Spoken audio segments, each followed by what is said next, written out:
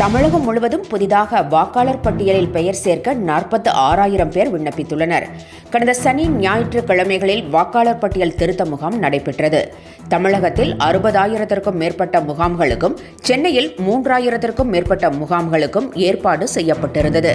இதில் அதிகபட்சமாக சென்னை பெரம்பூர் தொகுதியில் 3,531 பேரும், சென்னை ஆர்கே நகர் தொகுதியில் 3,167 பேரும் புதிய வாக்காளர் சேர்க்கைக்கு விண்ணப்பித்துள்ளனர். வாக்காளர் பட்டியல் திருத்த முகாம் மீண்டும் வரும் 23, 24ஆம் தேதிகளில் நடைபெறவுள்ளது. இஸ்ரோவின் தகவல் தொடர்பு செயற்கைக்கோள் GSAT-N2 செயற்கைக்கோள் வெற்றிகரமாக விண்ணில் பாய்ந்தது.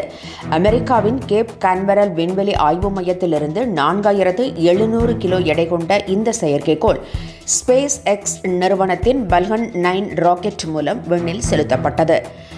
எலான் மஸ்கின் ஸ்பேஸ் எக்ஸ் நிறுவனத்தின் ராக்கெட் மூலம் இஸ்ரோவின் செயற்கைக்கோள் விண்ணில் ஏவப்பட்டிருப்பது உலக நாடுகளின் கவனத்தை ஈர்த்திருக்கிறது. இந்த செயற்கைக்கோள் தகவல் தொழில்நுட்பத்திற்கு பேருதவியாக இருக்கும். தமிழ்நாட்டில் சட்டம் ஒழுங்கு பிரச்சினை ஏராளமாக உள்ள நிலையில் அவற்றில் அக்கறை காட்டாமல் கஸ்தூரியை மட்டும் கைது செய்ய அரசு தீவிரம் காட்டியது ஏன் என்று தமிழிசை கேள்வி எழுப்பியுள்ளார். கஸ்தூரியை ஒரு தீவிரவாதியைப் போல நடத்துவது சரியல்ல என்றும் அவர் குறிப்பிட்டுள்ளார். கஸ்தூரி தான் தெரிவித்த கருத்துக்கு மன்னிப்பு கேட்ட பின்னரும் அவரை கைது செய்தது எந்த விதத்தில் நியாயம் என்றும் தமிழிசை கேள்வி எழுப்பியுள்ளார்.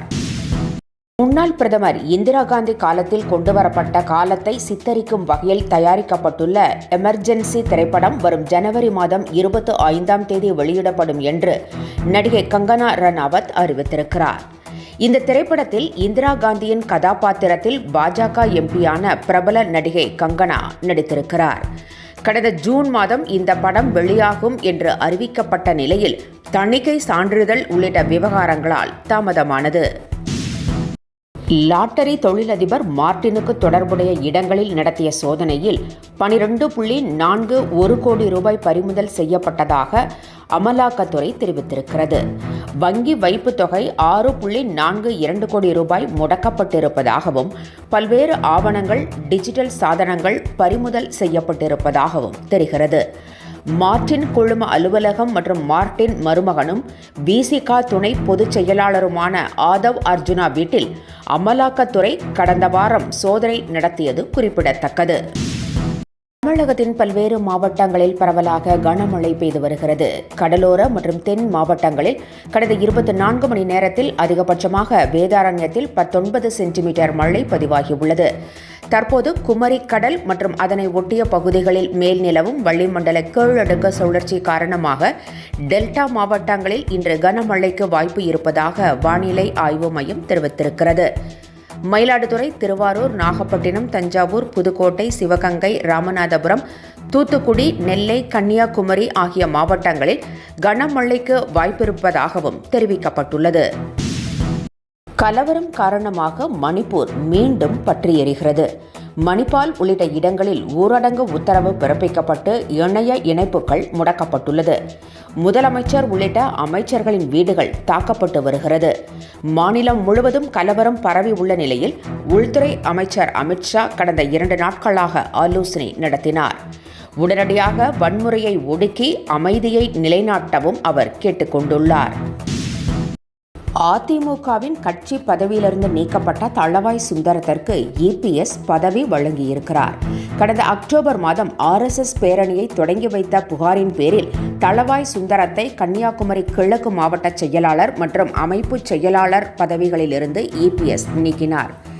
இந்நிலையில் 40 நாட்களுக்கு பிறகு அவருக்கு மீண்டும் பதவி வழங்கப்பட்டுள்ளது. 2026 தேர்தலில் கடுமையான சவால்களை EPS சந்தித்து வருகிறார். எனவே தளவாய் சுந்தரத்திற்கு மீண்டும் கட்சி பதவி வழங்கி உள்ளதாக கூறப்படுகிறது. கடந்த நாடாளுமன்ற தேர்தலில் அதிமுக கன்னியாகுமரியில் பெரும் பின்னடைவை சந்தித்தது. தெலுங்கு பேசும் மக்களை இழிவாக பேசிய வழக்கில் கைது செய்யப்பட்டு புழல் சிறையில் அடைக்கப்பட்டுள்ள கஸ்தூரிக்கு 644798 என்ற கைது எண் வழங்கப்பட்டுள்ளது. முதல் நாளில் அவர் தூக்கமின்றி இருந்ததாக சிறை வட்டார தகவல்கள் தெரிவிக்கின்றன. மதியம் அனைத்து கைதிகளுக்கும் பிரியாணி வழங்கப்பட்ட நிலையில் கஸ்தூரி அதை எடுக்காமல் கலவை சாதம் சாப்பிட்டார். முன்னதாக தனக்கு நீதிமன்ற காவல் வழங்கப்பட்ட போது நீதிபதியிடம் கஸ்தூரி தான் சிங்கிள் மதர் என்றும் 2 குழந்தைகளை தானே பார்க்க வேண்டி இருப்பதால் ஜாமீன் வழங்க வேண்டும் என்று கேட்டுள்ளார். ஆனால் அந்த கோரிக்கை நிராகரிக்கப்பட்டுள்ளது. மை இந்தியா 24/7 முக்கிய செய்திகளை உடனுக்குடன் தெரிந்து கொள்ள உடனே சப்ஸ்கிரைப் பண்ணுங்க, பெல் பட்டனை பிரஸ் பண்ணுங்க. என்றும் உங்களுடன் மை இந்தியா.